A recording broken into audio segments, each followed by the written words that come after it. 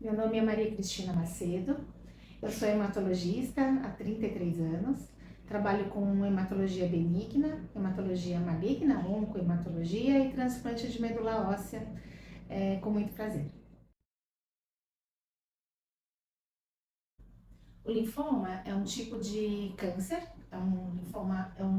uma doença oncohematológica, em que o câncer acomete o sistema linfático. Não é tão intuitivo entender o que é o sistema linfático.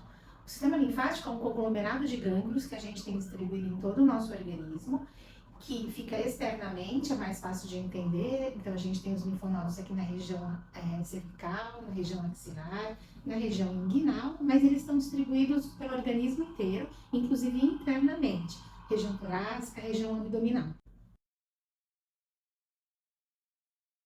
Por causa dessa característica da sua distribuição, ele pode acometer qualquer um desses gânglios. Os linfomas são classicamente divididos em linfoma Hodgkin e linfoma não Hodgkin.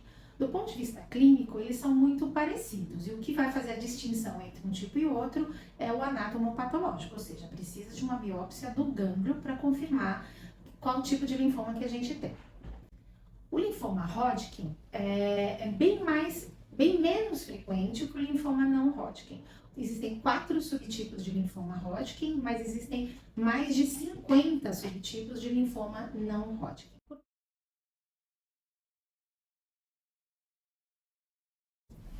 O sintoma mais comum do linfoma não Hodgkin ou linfoma Hodgkin é o aumento desses gânglios. Quando os gânglios acontecem na região externa, tipo axilar, cervical, o que mais a pessoa nota é o aumento de um caroço nessa região. Esse caroço, em geral, ele é indolor, na maioria das vezes, um pouco endurecido, e ele não está associado a alguma infecção concomitante. Por exemplo, é normal que a gente tenha aumento de alguns gânglios na região do pescoço quando a gente tem uma amidalite, por exemplo. Mas esses caroços do linfoma, eles acontecem independente de qualquer doença infecciosa associada. Quando os gânglios são acometidos internamente, a gente não enxerga esses gânglios aumentando, mas a gente pode ter outras manifestações. Por exemplo, se a gente tem um aumento do gânglio na região mediastinal, o sintoma pode ser tosse, falta de ar, e a gente pode acabar procurando assistência médica por conta disso, e no raio-x a gente vai ver, por exemplo, que tem um aumento bem importante dos gânglios na região do mediastino. Isso pode acontecer também na região abdominal. Então, o paciente às vezes tem uma dor abdominal persistente, quando vai fazer algum exame, a gente vê que tem gânglios aumentados na região abdominal. Outros sintomas que podem acompanhar o aumento dos gânglios são os sintomas constitucionais, do tipo perda de peso, prurido, sudorese noturna e febre.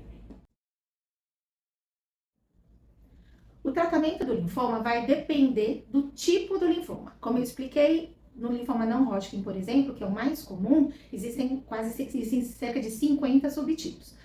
Os linfomas, eles podem ser bem indolentes, ou seja, eles crescem devagar, por meses, anos, e podem não dar sintoma nenhum, isso é um achado num exame de rotina, ou pode, numa outra ponta, numa outra extremidade da sua manifestação clínica, ser muito agressivo e crescer muito rápido. Esses, inicialmente, que eu conversei, são os linfomas de baixo grau, e os linfomas que crescem muito rápido são os chamados linfomas de alto grau. Entre um e outro, existe uma gama de vários subtipos de linfoma. O tratamento vai depender desse subtipo do linfoma.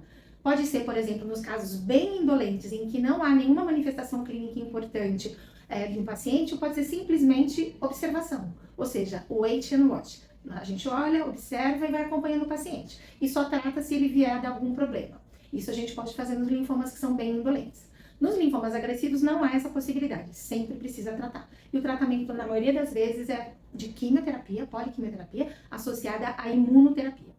Em alguns casos muito específicos, a gente pode ter que fazer transplante de medula óssea também, em geral, transplante de medula óssea autólogo. E hoje em dia existe uma nova terapia para alguns casos específicos, principalmente nas recaídas, que são as CAR-T.